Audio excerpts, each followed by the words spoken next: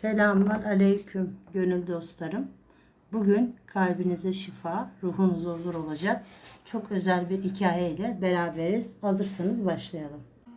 Yasaklı madde batağına saplanan, esnaftan haraç kesen ve nihayetinde bir insanın canına mal olan silahlı bir çatışmanın ardından polisin amansız takibiyle yakalanan bu adamın cezaevinin o soğuk, acımasız ve kavgalarla dolu dünyasında çürümeye yüz tutmuşken Kur'an-ı Kerim ile nasıl yeniden doğduğuna şahit olacağız. Umutsuzluğun dibinde çırpınırken ilahi bir nurla nasıl bambaşka bir insana dönüştüğünün bu gerçek ve sarsıcı yolculuğuna gelin, hep birlikte kulak verelim. Hazırsanız Yusuf'un ibret dolu hikayesine geçiş yapıyoruz. Yusuf, aslına bakarsanız kendi halinde ailesini geçindirmek için çabalayan bir adamdı. Evinde onu her akşam umutla bekleyen vefakar bir eşi, boynuna sarılmak için can atan iki küçük evladı vardı. Ancak insanın nefsi ve çevrenin o sahte ışıltısı, bazen en sağlam iradeleri bile yerle yeksan edebiliyordu. Kısa yoldan zengin olma hırsı, daha fazlasına sahip olma arzusu, Yusuf'un gözüne inen o karanlık perdeydi. Başlangıçta sadece ufak tefek yanlış arkadaşlıklar gibi görünen bu yol, onu hızla bataklığın en derinlerine doğru çekmeye başladı. Önce o zehirli ve yasaklı maddelere bulaştı. Eve yorgun argın geldiği günler yerini, sabaha karşı kan çanağı gözlerle ve öfkeli krizlerle döndüğü kabus gibi gecelere bıraktı. Eşinin gözyaşları, çocuklarının o masum korku dolu bakışları bile onu bu girdaptan çekip alamıyordu. Sokakların karanlık yüzü onu tamamen yutmuştu. Artık o şefkatli baba gitmiş, yerine acımasız, gözü dönmüş bir sokak çetesi üyesi gelmişti. Esnafın rızkına göz dikiyor, iş yerlerinden zorla haraç topluyor, korku salarak saygı kazanacağını zannediyordu. Evine haram lokma taşıdıkça ruhundaki o karanlık boşluk daha da büyüyor, vicdanı adeta can çekişiyordu. Kötülüğün bir sonu, haramın bir bereketi yoktu. O karanlık dünyanın kendi içindeki hesaplaşmaları, Yusuf'u geri dönüşü olmayan o korkunç güne sürükledi. Bir gece yarısı, paylaşılamayan kirli bir hesap yüzünden patlak veren silahlı çatışmanın tam ortasında buldu kendini. Kulakları sağır eden silah sesleri, bağırışlar ve asfaltın üzerine yayılan o soğuk kan. Yusuf'un elinden çıkan kurşunlardan biri, gencecik bir insanın hayatını oracıkta sonlandırmıştı. O an anladı her şeyin bittiğini. Silahı elinden düştüğünde sadece bir insanı öldürmediğini, kendi eşini, iki masum evladını ve kendi ahiretini de öldürdüğünü dehşetle fark etti. O geceden sonra Yusuf için kaçak hayatı başladı. Gündüzleri köşe bucak saklanıyor, geceleri ise vicdan azabından uyku uyuyamıyordu. Ancak devletin nefesi ensesindeydi. Polis ekipleri günlerce süren titiz bir takibin ardından onun izini ücra bir mahalledeki izbe bir depoda buldu. Şafak vakti düzenlenen büyük bir operasyonla kaçacak hiçbir yeri kalmayan Yusuf, çember daraldığında teslim olmak zorunda kaldı. Bileklerine takılan o soğuk kelepçe, özgürlüğünün ve insanca yaşamının sonu, bitmek bilmeyecek bir azabınsa başlangıcıydı. Mahkeme salonu, Yusuf'un hayatındaki en ağır yüzleşmeydi.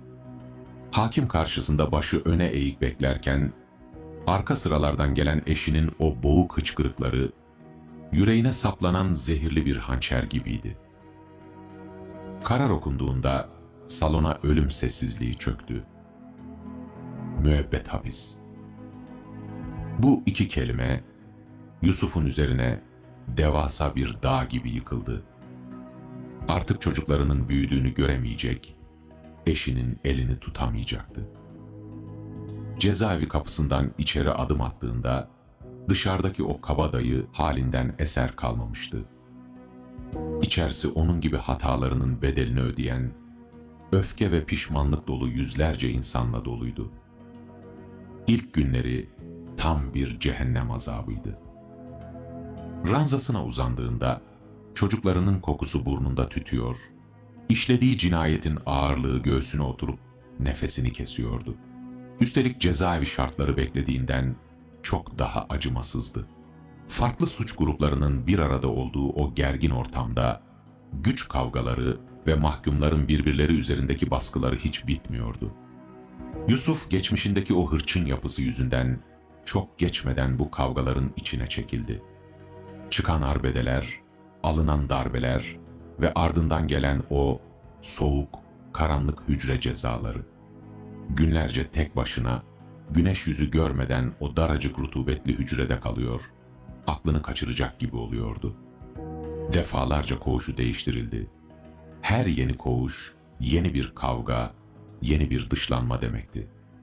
Hayatı demir parmaklıklar ardında bir dipsiz kuyuya dönüşmüştü ve o kuyuda tutunacak tek bir dalı bile yoktu.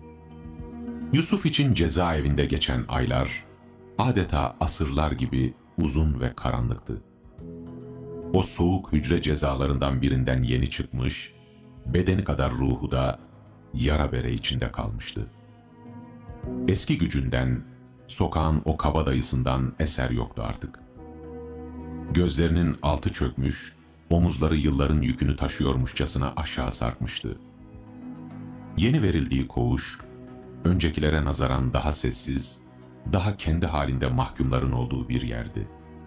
Ama Yusuf'un içindeki fırtına dinmek bilmiyordu. Geceleri ranzasına uzandığında, kulağında hep aynı ses yankılanıyordu. Vurduğu o gencin son nefesindeki hırıltısı ve mahkeme salonunda karısının attığı o çaresiz çığlık. Vicdanı onu her saniye parça parça ediyordu. Kendi elleriyle yıktığı yuvasını, babasız bıraktığı iki masum yavrusunu düşündükçe nefes alamıyor, göğsüne oturan o koca taşın altında eziliyordu. Kendini affetmesi imkansızdı. Dünyanın en kötü insanı olduğuna, bağışlanma ihtimalinin kalmadığına o kadar inanmıştı ki, yaşamla ölüm arasındaki o ince çizgide gidip geliyordu. Bazen sabaha kadar ağlıyor, bazen de saatlerce duvarlara boş gözlerle bakarak kahredici bir sessizliğe gömülüyordu. Bu yeni koğuşta, köşedeki ranzada kendi halinde vakit geçiren, saçlarına aklar düşmüş, yüzünde derin bir sükunet olan yaşlı bir adam vardı. Adı İbrahim'di. İbrahim amca, diğer mahkumların aksine ne kavgalara karışır ne de yüksek sesle konuşurdu. Gününün büyük bir kısmını elindeki yıpranmış kitabı okuyarak ve sessizce tefekkür ederek geçirirdi. Yusuf'un o perişan halini, geceleri gizli gizli döktüğü gözyaşlarını fark etmemesi imkansızdı. Bir ikindi vakti, Yusuf yine havalandırma avlusunda duvar dibine çökmüş, başını ellerinin arasına almış, çaresizlik içinde kıvranırken, İbrahim amca usulca yanına yaklaştı. Hiçbir şey sormadı, geçmişini yargılamadı, sadece elindeki o yıpranmış, cildi eskimiş kitabı Yusuf'un dizlerinin üzerine bıraktı. Bu Türkçe meali olan bir Kur'an-ı Kerim'di. İbrahim amca şefkat dolu bir sesle, "Evlat, karanlığın en koyu olduğu an, aydınlığa en yakın olduğun andır. Kendi vicdanının hapishanesinden çıkmak istersen, anahtarı bu satırların arasında gizli," diyerek yavaşça yanından ayrıldı. Yusuf dizlerinin üzerindeki kitaba uzun uzun baktı. Yıllardır ne cami kapısından içeri adım atmış, ne de alnı bir kez olsun secdeye değmişti. O kirli elleriyle bu mübarek kitaba dokunmaktan bile utanç duydu. Benim gibi bir katili, benim gibi yuvasını yıkan bir zalimi kim affeder ki, diye mırıldandı kendi kendine. Ancak içindeki o derin boşluk, o dindirilemez acı onu adeta kitaba doğru çekiyordu. Titreyen elleriyle kapağı araladı. Gözleri satırların üzerinde gezinirken, rastgele açtığı bir sayfada şu ayetle karşılaştı. De ki, "Ey kendi aleyhlerine haddi aşan kullarım! Allah'ın rahmetinden ümidinizi kesmeyin. Şüphesiz Allah bütün günahları affeder. Çünkü O çok bağışlayandır, çok merhamet edendir. Zümer suresinin bu ayeti Yusuf'un kalbine adeta bir yıldırım gibi düşmüştü. Yıllardır taşlaşmış olan kalbindeki o kalın kabuk, o tek bir cümleyle paramparça olmuştu. Gözyaşları artık sessizce değil, bir sel gibi yanaklarından süzülerek kitabın sayfalarına damlıyordu. Hayatında ilk defa o soğuk ve acımasız cezaevi duvarları arasında kendini yapayalnız hissetmedi. Birisi ona ümidini kesme diyordu. O gece ranzasına uzandığında ilk defa huzurla gözlerini kapattı. Çünkü ruhunda yıllar sonra ilk defa küçücük bir umut ışığı filizlenmeye başlamıştı. O gecenin sabahı, Yusuf için yıllardır doğmayan güneşin nihayet karanlık koğuşa sızması gibiydi. Gözlerini açtığında içinde izah edemediği, o güne kadar hiç tatmadığı bir hafiflik hissetti. Ranzasından yavaşça doğruldu ve İbrahim amcanın emanet ettiği o mübarek kitabı ellerine tekrar aldı. Artık o eski öfkeli, etrafa nefret saçan, kendi karanlığında boğulan adamdan eser yoktu. Sanki o Zümer suresindeki ayet, kalbindeki zehri söküp almış, yerine merhamet ve rahmet tohumları ekmişti. Günler günleri kovalarken, Yusuf'un en yakın dostu bu eski kapaklı Kur'an meali oldu. Her satırını, her kelimesini defalarca okuyor, okudukça gözyaşlarıyla ruhunu yıkıyordu. Kendi hatalarını, işlediği günahları inkar etmiyor, aksine onlarla yüzleşme cesaretini buluyordu. Bir insanın canını almış olmanın, o kahredici yükü hala omuzlarındaydı ama artık çaresiz değildi. Tövbe kapısının sonsuzluğunu öğrenmişti. Geceleri herkes uyuduktan sonra, koğuşun loş ışığında sessizce ağlıyor, ellerini semaya açıp o güne kadar hiç dökmediği kadar içten, hiç yalvarmadığı kadar aciz bir şekilde Rabbine yalvarıyordu. İbrahim amca, Yusuf'taki bu değişimi sessiz bir tebessümle izliyordu. Bir ikindi vakti Yusuf, İbrahim amcanın yanına çekinerek yaklaştı. Yılların kabadayısı o sert adam gitmiş, yerine mahcup bir çocuk gelmişti. Boynunu bükerek, "Bana namaz kılmayı öğretir misin amca?" diye fısıldadı. İbrahim amcanın gözleri doldu. Şefkatle Yusuf'un omzuna dokundu ve o gün o soğuk cezaevi koğuşu Yusuf için bir medreseye dönüştü. Abdest almayı, huşu içinde kıbleye yönelmeyi öğrendi. Hayatında ilk defa alnı secdeye değdiğinde hissettiği o muazzam duygu kelimelerle tarif edilemezdi. Sanki bütün dünyanın ağırlığı omuzlarından kalkmış, ruhu o daracık taş duvarların arasından sıyrılıp sonsuz bir huzura kanat çırpmıştı. Secdede de döktüğü her damla yaş, geçmişin kirlerini temizleyen bir rahmet damlasıydı. Koğuştaki diğer mahkumlar, başlarda Yusuf'un bu haline şaşırıyor, hatta bazıları onunla alay edip sabrını sınamaya çalışıyordu. Eskiden olsa, en ufak bir lafa yumrukla karşılık verecek olan Yusuf, artık kendisine sataşanlara sadece tebessüm ediyor, onlara bulaşmadan seccadesine dönüyordu. Onun bu vakur ve sabırlı duruşu, zamanla koğuştaki en azılı mahkumların bile ona saygı duymasına sebep olacaktı. Aylar sonra Yusuf, eline uzun süredir almadığı kağıdı ve kalemi masanın üzerinden aldı. Eşine ve çocuklarına bir mektup yazacaktı. Ancak bu seferki mektup, isyan, öfke ve umutsuzluk dolu değildi. Bu satırlar, yeniden doğmuş bir adamın, tövbekar bir babanın yüreğinden dökülen incilerdi. Satırlarına onlardan af dileyerek başladı. Yıktığı yuva için, babasız bıraktığı evlatları için, eşine yaşattığı o cehennem günleri için kelime kelime yandı, kül oldu. Ama mektubun sonunda onlara umuttan bahsetti. Bedeninin dört duvar arasında müebbet hapse mahkum olduğunu ama ruhunun nihayet özgürlüğüne kavuştuğunu yazdı. Siz beni affetseniz de, affetmeseniz de ben kalan ömrümü sizin için dua ederek geçireceğim diyerek mektubunu mühürledi. O gece zarfı gardiyanlara teslim ettikten sonra ranzasına uzandığında kalbinde sadece tevekkül vardı. Allah onu karanlıktan aydınlığa çıkarmıştı. Gerisi sadece onun takdiriydi. Yusuf artık biliyordu ki gerçek özgürlük demir parmaklıkların dışında olmak değil, nefsinin esaretinden kurtulup Rabbine kul olabilmekti. Kendisine verilen bu ceza aslında onun ebedi hayatını kurtarması için verilmiş gizli bir lütuftu. Zehra o sabah 2 küçük evladını okula göndermek için erkenden uyanmış, yorgun bedenini zorlukla mutfağa sürüklemişti. Kocasının hapse girmesinin üzerinden aylar geçmiş, hayat onların üzerine bütün acımasızlığıyla çökmüştü. Tek başına hem anne hem de baba olmak, evin geçimini sağlamak için merdiven silmeye, temizliğe gitmek, Zehra'nın omuzlarına ağır bir yük bindirmişti. Mahallelinin acıyan bakışları, çocuklarının boynu bükük halleri yüreğini dağlıyordu. Kapı çaldığında, postacının uzattığı o üzerinde cezaevi damgası bulunan zarfı görünce elleri titremeye başladı. Zarfı alırken kalbi yerinden fırlayacakmış gibi atıyor, içinden yine tehditler, öfke dolu sözler veya isyanlar okuyacağını sanıyordu. Zira kocası en son o karanlık gecede evden çıkarken gözlerinde sadece nefret ve hırs vardı.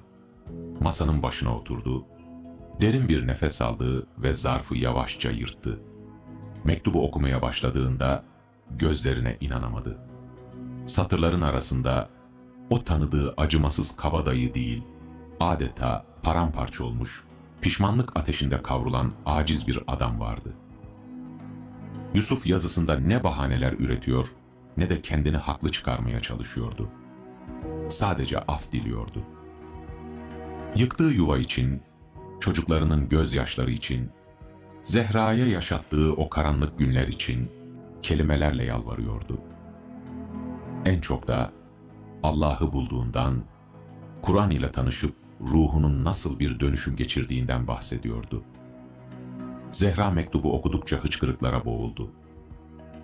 Gözyaşları kağıdın üzerine damlıyor, mürekkebi dağıtıyordu. İçindeki o kas katı kesilmiş öfke buzulları, satırlardan süzülen bu samimi tövbe ateşiyle yavaş yavaş erimeye başlamıştı. Kocasını affetmek o kadar kolay değildi elbet. Aralarında aşılması güç dağlar, dökülmüş kanlar ve heba edilmiş yıllar vardı. Ancak kalbinin derinliklerinde bir yerde, o eski günlerde aşık olduğu, şefkatli Yusuf'un yeniden dirildiğine dair cılız bir his uyanmıştı. O gün akşama kadar mektubu defalarca okudu. Her kelimesinde kocasının o yaralı ruhunu hissetti. Bu sırada cezaevinde Yusuf için hayat farklı bir boyuta evriliyordu. İbrahim amcayla başladığı o nurlu yolculuk, koğuşta sessiz ama derinden bir etki yaratmıştı. Eskiden ondan korkan, çekinen veya nefret eden mahkumlar, artık onun halindeki bu mucizevi değişime saygı duyuyordu.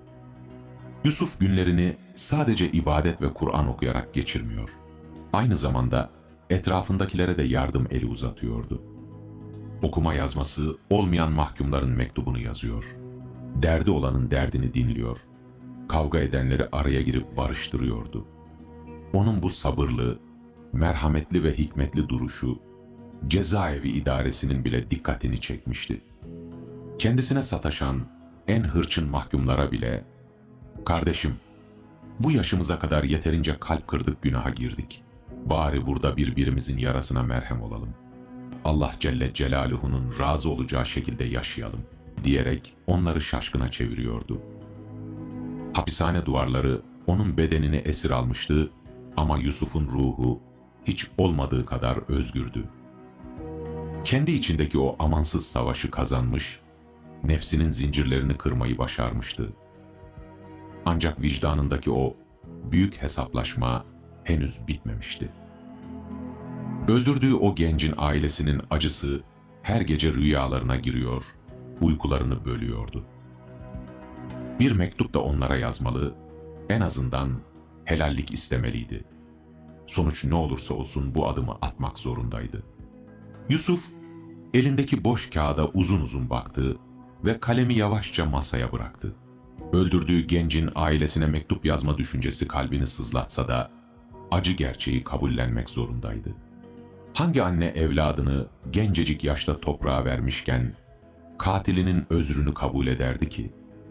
Onların kabuk bağlamamış yaralarını kanatmaya, o korkunç acılarını tazelemeye zerre kadar hakkı yoktu. İşlediği bu büyük günahın, aldığı o masum canın bedeli, bu dünyada bir kuru özürle ödenemeyecek kadar ağırdı.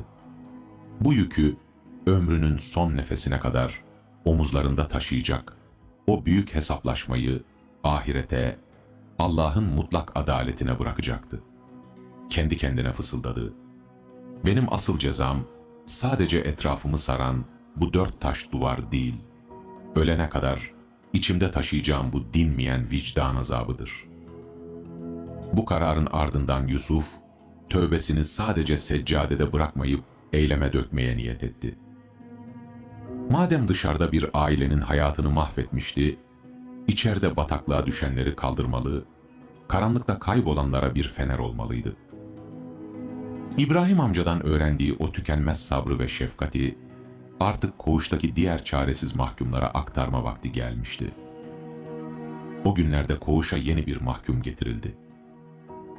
20'li yaşlarının henüz başında, içindeki o büyük korkuyu gizlemek için etrafa nefretle bakan, asi ve öfkeli bir gençti bu.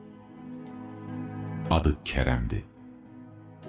Tıpkı Yusuf'un gençliği gibi, sokakların o sahte ve yaldızlı cazibesine kapılmış, bir anlık öfkeyle karanlık işlere bulaşmış ve hayatının baharını kendi elleriyle karartmıştı.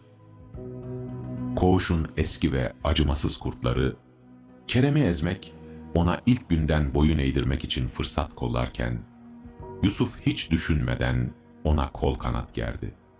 Kerem ilk başlarda Yusuf'un bu babacan ve koruyucu tavrına tersleniyor, onun zayıf ve korkak biri olduğunu düşünerek dikleniyordu. Ancak Yusuf, bu tepkilere zerre kadar öfkelenmiyor, genç adamın o yaralı ve kanayan ruhunu büyük bir sabırla sarıyordu. Ona kendi payından ayırdığı yemeği veriyor. Geceleri kabusla uyandığında başucunda bekliyor, en önemlisi de onu geçmişiyle yargılamadan saatlerce dinliyordu. Kerem, karşısında beklediği o şiddeti ve kavgayı değil de bu saf merhameti görünce yavaş yavaş yelkenleri suya indirdi. Bir gece yarısı ranzasında memleketini özleyip sessizce ağlarken Yusuf yanına oturdu ve ona kendi ibretlik hikayesini, yaptığı o büyük hataları, canından çok sevdiği eşini ve çocuklarını kendi elleriyle nasıl kaybettiğini anlattı. Kerem bu eski kabadayının gözyaşları içinde anlattığı gerçekleri dinlerken kendi karanlık sonunu görmüş gibi titredi. Yusuf ona, yol yakınken hatadan dönmenin, nefsini yenmenin asıl güç olduğunu, gerçek kabadayılığın insanın kendi öfkesine ve hırslarına hükmetmesi olduğunu ilmek ilmek işledi. Aynı günlerde dışarıda Zehra'nın kalbinde de tarifi imkansız fırtınalar kopuyordu. Yusuf'un gönderdiği o umut dolu mektuplar, evdeki o buz gibi soğuk havayı bir nebze olsun dağıtmıştı. Çocuklar her gece yatmadan önce babalarını soruyor, onun ne zaman kapıdan içeri gireceğini masumca merak ediyorlardı. Zehra yıllardır ilk defa çocuklarına babalarından bahsederken sinirlenmiyor, aksine yutkunarak da olsa onlara güzel şeyler anlatmaya çalışıyordu. İçindeki o derin kırgınlık tamamen geçmemişti elbet. Tek başına yaşadığı o sefaleti ve acıları bir çırpıda silip atmak imkansızdı. Fakat kocasının satırlarındaki o samimi pişmanlık, kibrini yenip Allah'a yönelişi, Zehra'nın yorgun vicdanında şefkatli bir merhamet kapısı aralamıştı. Ne olursa olsun o, canından çok sevdiği çocuklarının babasıydı ve düştüğü o karanlık, dipsiz kuyudan çıkmak için çaresizce bir dala tutunmaya çalışıyordu. Zehra, uzun ve gözyaşlarıyla geçen uykusuz bir gecenin sabahında o büyük kararını verdi. Yıllardır nefretle anıp adım atmadığı, o soğuk ve kasvetli cezaevinin yollarını aşacak, kocasının gözlerinin içine bakıp bahsettiği o büyük değişimi kendi gözleriyle görecekti. Görüş gününün sabahı çocuklarına en güzel kıyafetlerini giydirdi. Minik ellerinden sıkıca tuttu ve kalbinde hem büyük bir korku hem de yıllar sonra yeşeren cılız bir umutla yola koyuldu. Cezaevinin o soğuk ve ürkütücü demir kapısından içeri adım attığında Zehra'nın kalbi adeta yerinden fırlayacak gibi atıyordu. Yıllardır kaçtığı, adını bile duymak istemediği bu kasvetli mekan, şimdi parçalanmış ailesinin tek buluşma noktasıydı. İki yanında ürkekçe ellerini sıkan çocukları, etraftaki üniformalı gardiyanlara ve yüksek taş duvarlara korku dolu gözlerle bakıyordu. Arama noktalarından geçerken, demir kapıların ardı ardına kapanırken çıkardığı o tok sesler, Zehra'nın ruhunda derin yankılar uyandırıyordu. Bekleme salonuna geçtiklerinde, içerideki o ağır havayı solumak bile boğazında bir yumru oluşturmuştu. Etrafta tıpkı kendi gibi yüreği yaralı eşler, gözü yaşlı analar ve babalarını bekleyen masum çocuklar vardı. Görüş saatinin gelmesini beklerken saniyeler asıra dönüştü. Acaba Yusuf'u gördüğünde ne diyecekti? İçindeki o birikmiş öfkeyi mi kusacaktı? Yoksa mektupta pişmanlığını dile getiren o tövbekar adama merhamet mi gösterecekti? Zihni karmakarışıktı. Nihayet gardiyanın tok sesi yankılandı ve ziyaretçileri cam bölmelerin olduğu o uzun koridora doğru yönlendirdi. Aynı dakikalarda koğuşta Yusuf'un ismi anons edildiğinde sevinçten dizlerinin bağı çözülmüştü. Yıllardır hasretini çektiği, rüyalarında bile yüzlerini görmeye kıyamadığı ailesi şimdi birkaç yüz metre ötesindeydi. İbrahim amca heyecandan titreyen Yusuf'un omuzlarını sıkıca tuttu ve ona cesaret veren o müşfik tebessümüyle baktı. Yusuf adımlarını sürüyerek, kalbi göğüs kafesini parçalayacakmış gibi çarparak uzun koridoru geçti. Görüş kabinine girdiğinde camın ardında gördüğü manzara nefesini kesti. Yılların yorgunluğunu omuzlarında taşıyan ama hala dimdik durmaya çalışan eşi Zehra ve ne kadar büyüdüklerine inanamadığı iki masum evladı tam karşısındaydı. Göz pınarlarından süzülen yaşlara hakim olamadı. Titreyen elleriyle ahizeyi kaldırdı. Camın diğer tarafında Zehra da ahizeyi tutarken elleri titriyordu. Karşısında gördüğü adam, yıllar önce evden öfkeyle fırlayıp giden o kibirli, acımasız kabadayı değildi. Gözlerinin altı çökmüş, omuzları düşmüş ama yüzüne daha önce hiç görmediği, nurlu ve garip bir sükunet yerleşmiş, bambaşka biri duruyordu. İlk kelimeler boğazlarında düğümlendi. Bir süre sadece birbirlerinin gözlerinin içine bakıp sessizce ağladılar. Sonunda Yusuf, çatallanmış ve titreyen bir sesle "Geldin" diyebildi zar zor. Bunca acıdan, bunca yaptığım kötülüklerden sonra bu günahkarı görmeye geldin. Hakkını nasıl öderim Zehra? Kadının gözlerinden süzülen yaşlar, yanaklarını ıslatırken, çocukları babalarını o camın ardında şaşkınlıkla izliyordu.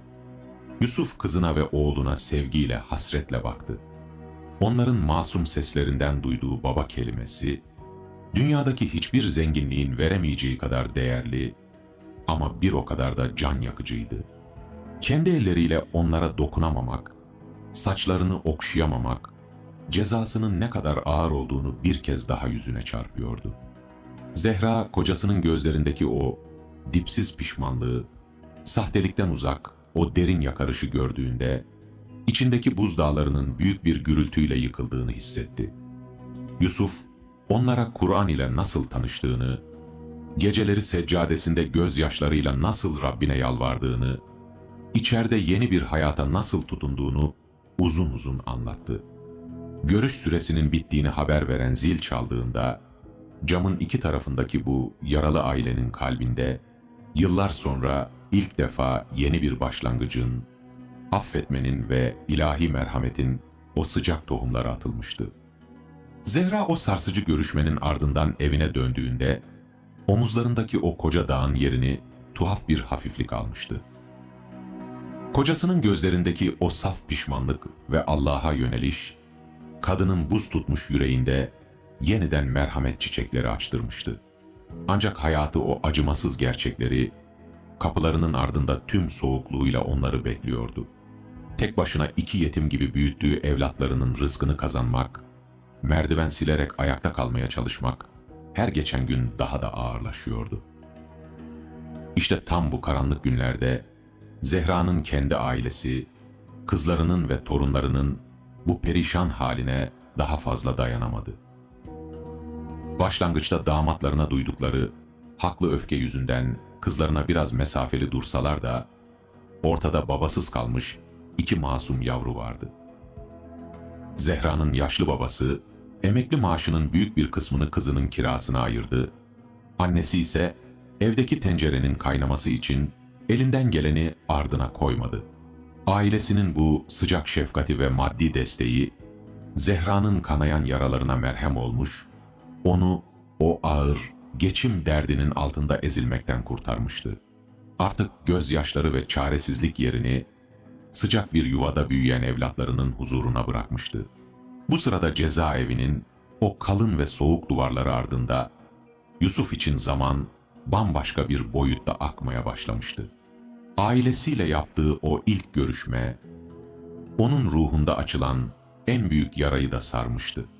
Allah'ın rahmetinden ümidini kesmeyen bu adam, şimdi o rahmeti başkalarına taşımak için var gücüyle çabalıyordu. Koğuşta kanat gerdiği genç Kerem, Yusuf'un o tükenmez sabrı ve şefkati sayesinde o karanlık hayatın zehrinden tamamen kurtulmuştu. Yusuf'un seccadesinin hemen yanında artık Kerem'in de bir seccadesi vardı. 2 kader mahkumu gecenin o zifiri karanlığında yan yana durup gözyaşları içinde Rablerine sığınıyorlardı. İbrahim amca, yaşlılığın ve cezaevi şartlarının getirdiği yorgunlukla günden güne erirken bayrağı yavaş yavaş Yusuf'a devrediyordu. Yusuf artık sadece Kerem'in değil, koğuşa yolu düşen, kalbi kararmış, umudunu yitirmiş her mahkumun dert ortağı, bir nevi manevi babası olmuştu. Kiminin mektubunu yazıyor, kiminin okuma yazma öğrenmesine vesile oluyor, en önemlisi de onlara Kur'an-ı Kerim'in o nurlu yolunu gösteriyordu. Yıllar, cezaevi avlusunda volta atan mahkumların adımları gibi ağır ağır ama acımasızca geçiyordu. Mevsimler değişiyor, koğuşun o küçük ve demir parmaklıklı penceresinden görünen gökyüzü bazen griye, bazen maviye boyanıyordu. Yusuf müebbet hapsin o dondurucu gerçeğini kabullenmiş, bedeni içeride olsa da ruhunu çoktan özgür bırakmıştı. Saçlarına aklar düşmüş, yüzündeki o sert ve asi çizgiler yerini derin bir sükunete, nurlu bir tebessüme bırakmıştı. O artık cezaevi idaresinin bile saygıyla andığı, kavgaların ve kargaşanın önünde duran sağlam bir kale gibiydi. Ancak her insanın kalbinde gizli bir sızı, derin bir hasret vardır. Yusuf'un sızısı da sadece fotoğraflarda büyüdüklerini gördüğü evlatlarının kokusuydu.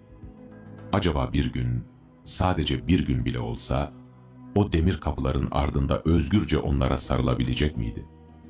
Bu düşünceyi hemen aklından kovar, Rabbim beni o karanlıkta bırakmadın, buna da şükür diyerek yine seccadesine, o en güvenli limanına sığınırdı.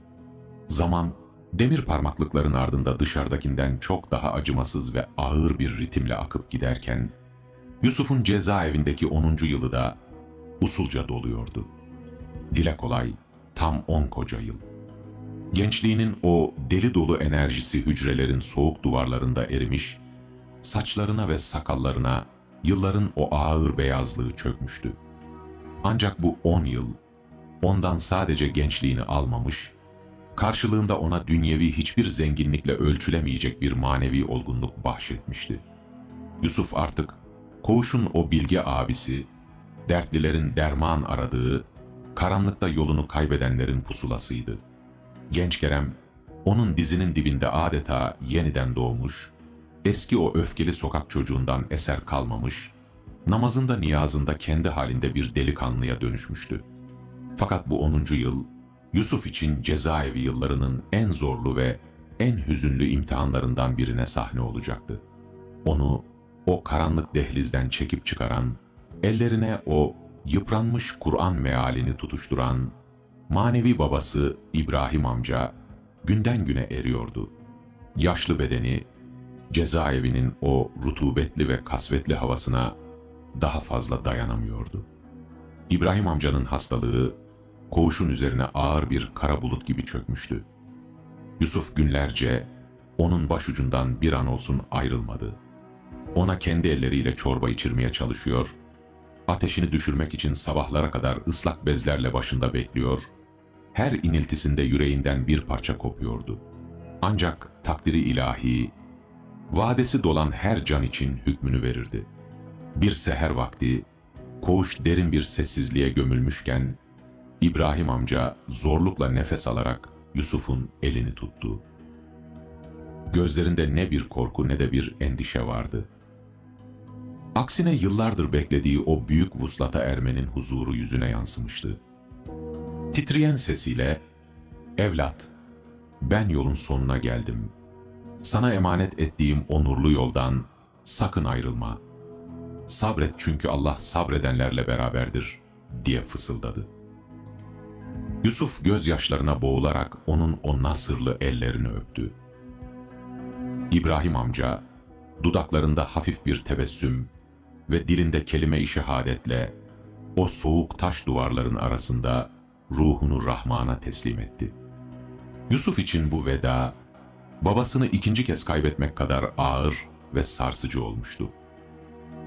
Ancak İbrahim amcadan öğrendiği o derin tevekkül, isyan etmesini engelliyor, sadece sessizce gözyaşı dökerek Rabbine sığınıyordu. Bu ağır kaybın ardından Yusuf, içindeki o derin hüznü ibadetleriyle dindirmeye, İbrahim amcanın bıraktığı o manevi mirası diğer mahkumlara aktararak onu yaşatmaya çalıştı. Günler ayları kovalarken, cezaevi koridorlarında fısıltı halinde başlayan ve giderek dalga dalga yayılan bir söylenti, bütün mahkumların yüreğine tarifsiz bir umut tohumu ekti. Televizyon haberlerinde ve gazetelerin manşetlerinde yüksek sesle konuşulmaya başlanan bir kelime, o güne kadar umudunu tamamen yitirmiş olan Yusuf'un bile kalbini titretmeye yetmişti.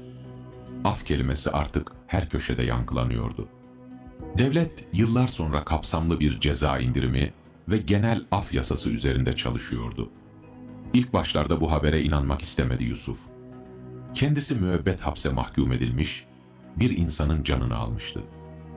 Böylesi büyük bir günahın bedelini dünyada tam olarak ödemeden dışarı çıkma fikri ona hem çok uzak hem de imkansız geliyordu. Fakat koğuşa düşen gazeteler, radyodan yükselen haber bültenleri, bu umudun boş bir hayal olmadığını her geçen gün daha da somutlaştırıyordu. Çıkan yeni yasaya göre cezaevinde iyi hal gösteren, topluma yeniden kazandırılması mümkün olan ve cezasının büyük bir bölümünü tamamlamış mahkumlar için bir umut ışığı doğmuştu. Yusuf seccadesinin üzerinde gözyaşları içinde Rabbine yalvarırken, içindeki o eski ve derin sızı yeniden kanamaya başladı. Acaba gerçekten o ağır demir kapılar bir gün açılacak ve yıllardır kokusuna hasret kaldığı evlatlarına, onun yokluğunda ailesini ayakta tutan fedakar eşi Zehra'ya kavuşabilecek miydi? Aylarca süren o gergin ve umut dolu bekleyişin ardından, meclisten geçen af yasası nihayet resmi gazetede yayımlanarak yürürlüğe girmişti. Cezaevinin o soğuk ve kasvetli koridorlarında artık sessizlik ve keder değil, yıllardır sevdiklerine hasret kalan mahkumların heyecanlı fısıltıları, sevinç gözyaşları ve şükür duaları yankılanıyordu. Yasanın şartları çok netti. Topluma yeniden kazandırılması mümkün olan, cezaevinde geçirdiği süre boyunca disiplin suçu işlememiş ve gözle görülür bir iyi hal sergilemiş mahkumlar bu haktan yararlanabilecekti. Yusuf işlediği günahın ve aldığı canın ağırlığının farkında olarak hala tam bir teslimiyet içindeydi. Geceleri seccadesine kapanıp "Rabbim," diyordu, "eğer dışarı çıkmam benim Ailem ve ahiretim için hayırlıysa bana o kapıları aç. Değilse beni bu dört duvar arasında kendi halimle bırakma. O özgürlüğü sadece demir parmaklıkların ardına geçmek olarak değil, Allah'ın rızasını kazanmak olarak görüyordu. Dosyalar, cezaevi idaresi ve infaz hakimliğince titizlikle incelenmeye başlandı. Yusuf'un geride bıraktığı 10 yıllık cezaevi hayatı adeta bir diriliş destanı gibiydi. O ilk yıllardaki hırçın kavgacı, etrafa nefret saçan adam tamamen silinmiş, yerine koğuşun manevi direği olan, kavgaları yatıştıran, gençleri batağa düşmekten kurtaran bilge bir adam gelmişti. Müdüründen gardiyanına kadar herkes onun bu mucizevi değişimine, sabrına ve vakar duruşuna şahitti. Ve nihayet o beklenen gün geldi çattı. Avludaki hoparlörlerden tahliye olacak mahkumların isimleri okunmaya başlandığında, koca koğuşta nefesler tutulmuş, kalpler adeta durma noktasına gelmişti. Birkaç ismin ardından anons edilen Yusuf, cümlenin sonunu duymasına bile gerek bırakmamıştı. Yusuf'un dizlerinin bağı çözüldü, olduğu yere yığılıp hıçkırıklara boğularak hemen orada şükür secdesine kapandı. Yıllardır omuzlarında taşıdığı o kahredici yükün bir kısmı Allah'ın bu büyük lütfuyla üzerinden kalkmıştı. Koğuştaki diğer mahkumlar kendi dertlerini bir kenara bırakıp bu temiz kalpli adamın gözyaşlarına ve sevincine ortak oldular. Ayrılık vakti geldiğinde koğuşta hem büyük bir sevinç hem de derin bir hüzün hakimdi. Yusuf yıllar önce İbrahim amcanın o karanlık gecede ona yaptığı gibi en değerli hazinesi olan o yıpranmış Kur'an-ı Kerim mealini ve gözyaşlarıyla ıslattığı seccadesini genç Kerem'e emanet etti. Karanlığa düşersen, nefsin seni boğmaya kalkarsa nurun bu olsun evlat diyerek onu şefkatle alnından öptü. Kerem ustasını o soğuk duvarlar arasında tanıdığı manevi babasını uğurlarken gözyaşlarını tutamıyordu ama biliyordu ki artık bu koğuşun sabır, dua ve merhamet nöbeti ondaydı. Eşyalarını küçük bir bez çantaya dolduran Yusuf, yıllardır yattığı o ranzaya son bir kez baktı. Burası onun için bir zindan değil, Rabbini bulduğu, yeniden doğduğu kutlu bir medrese olmuştu. Gardiyanların eşliğinde uzun ve karanlık koridorlardan geçerken, ardında bıraktığı o ağır taş duvarlar ve kilitli kapılar sanki onun bu sessiz vedasına şahitlik ediyordu. Nihayet cezaevinin o devasa, soğuk ve ürkütücü dış kapısına ulaştığında adımları yavaşladı. Kalbi göğüs kafesine sığmıyor, elleri titriyordu. Ağır demir kapı büyük bir gürültüyle açılıp içeriye dış dünyanın o parlak, göz alıcı ışığı ve serin havası dolduğunda Yusuf gözlerini kapatıp ciğerlerine derin bir nefes çekti. Tam 10 yıl sonra güneşin tenini bu kadar özgürce, bu kadar sıcak ısıttığını ilk defa hissediyordu. Kapıdan dışarı ilk adımını attığında karşısında gördüğü manzara onu bir kez daha hüngür hüngür ağlattı. Yılların yorgunluğunu, çilesini yüzünde taşıyan ama gözlerinde tarif edilemez bir sevinç olan vefakar eşi Zehra. Ve artık boyunu geçmiş, birer delikanlı ve genç kız olmuş, hasretinden yandığı iki masum evladı tam karşısında onu bekliyordu. Zaman durmuş, dünya dönmeyi bırakmış, sadece bu yaralı ailenin o 10 yıllık büyük ve acı dolu ayrılığının son bulduğu o muazzam kavuşma anı kalmıştı geriye. Oğlu ve kızı yılların hasretiyle koşarak babalarının boynuna sarıldıklarında Yusuf'un dizlerinin bağı çözüldü ve üçü birlikte o soğuk betonun üzerine yığıldılar. Onların kokusunu ciğerlerinin en derin köşesine kadar çekerken hıçkırıkları boğazında düğümleniyor. Sadece affedin beni canım yavrularım. Ne olur affedin bu günahkar babanızı diyebiliyordu. Evlatları onu sımsıkı sarıp baba seni çok özledik diyerek ağlarken Zehra yılların yorgunluğunu taşıyan ama bir o kadar da vakur adımlarla kocasının yanına yavaşça yaklaştı. Yusuf başını kaldırıp karısının o çilekeş, gözyaşlarıyla ıslanmış yüzüne baktığında utancından yerin dibine girmek, bir avuç toprak olup dağılmak istedi. Zehra titreyen elleriyle kocasının omuzlarına dokundu ve ağlamaktan kısılmış şefkatli sesiyle "Biz seni çoktan affettik Yusuf. Yeter ki sen Rabbimin yolundan bir daha ayrılma" dedi. Bu sözler Yusuf'un omuzlarındaki o son ve en ağır yükü de alıp rüzgara katmış, kalbindeki o dinmek bilmeyen fırtınayı dindirmişti. Ayağa kalkıp birbirlerine kenetlendiklerinde, evlerine doğru yürümek için arkalarını döndüklerinde, Yusuf durakladı ve geriye dönüp yıllarını çürüten o yüksek taş duvarlara, o ürkütücü demir kapılara son bir kez daha uzun uzun baktı. Orada gençliğini, hırslarını, umutlarını ve geri dönüşü olmayan bir şekilde bir insanın canını bırakmıştı. Ancak karşılığında o karanlık ve rutubetli koğuşlarda sonsuz bir merhamet denizinde yıkanmış, İbrahim amcanın emanetiyle yeniden dirilmiş yepyeni bir kalp bulmuştu. Cezaevinden çıkan o eski kan döken kabadayı Yusuf değildi artık. Tövbelerle yoğrulmuş, sabır ateşinde demlenmiş ve Kur'an'ın o tükenmez nuruyla aydınlanmış yepyeni bir adamdı. Kalan ömrünü sadece ailesine, rızkını alnının teriyle helal yoldan kazanmaya ve o meşhum gecede kopardığı hayatın manevi kefaretini ödemek için nerede bir düşmüş varsa elinden tutmaya adayacaktı. Belki vicdanındaki o ince ve derin sızı ölene kadar kalbinden hiç silinmeyecekti. Ama bütün hücreleriyle biliyordu ki Allah'ın mağfireti ve rahmeti her şeyden, tüm günahlardan çok daha büyüktü.